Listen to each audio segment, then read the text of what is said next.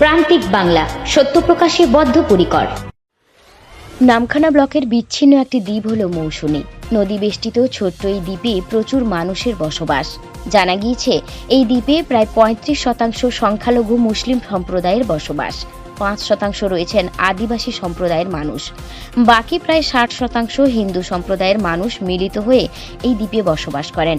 এই দ্বীপের সৃষ্টিকাল থেকেই এখানে সংখ্যালঘু মুসলিম ও হিন্দু সম্প্রদায়ের মানুষেরা জোটবদ্ধভাবে বসবাস করেন।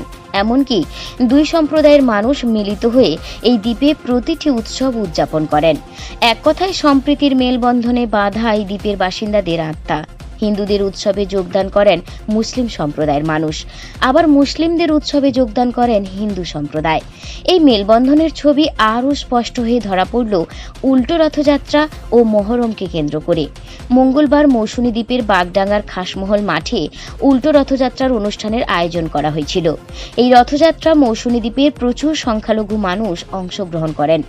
এদিন রথযাত্রার অনুষ্ঠান শেষ হতেই মাঠ পরিষ্কার করার কাজ শুরু করা হয়, কারণ বুধবার ছিল মহরম। এই মাঠেই মহরমের অনুষ্ঠানের আয়োজন করেন মৌসুনী দ্বীপের সংখ্যালঘু মুসলিম সম্প্রদায়। শুধু তাই নয়, দীর্ঘদিন ধরে এই মহরমের স্থায়ী কমিটির সভাপতির দায়িত্ব রয়েছেন একজন হিন্দু।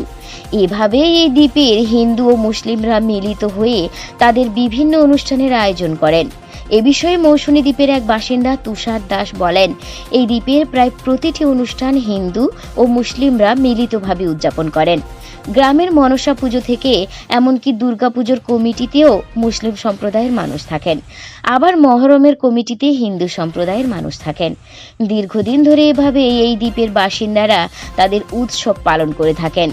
মৌসুনী গ্রাম পঞ্চায়েতের প্রধান মানসী ভট্টাচার্য বলেন, সম্প্রীতির মেলবন্ধনই হলো এই দ্বীপের ঐতিহ্য। প্রতিটি উৎসবেই সব ধর্মের মানুষ মিলিত হয়ে আনন্দ করে থাকেন।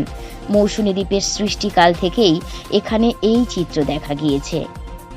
নামখানা থেকে প্রান্তিক বাংলা নিউজ টিম।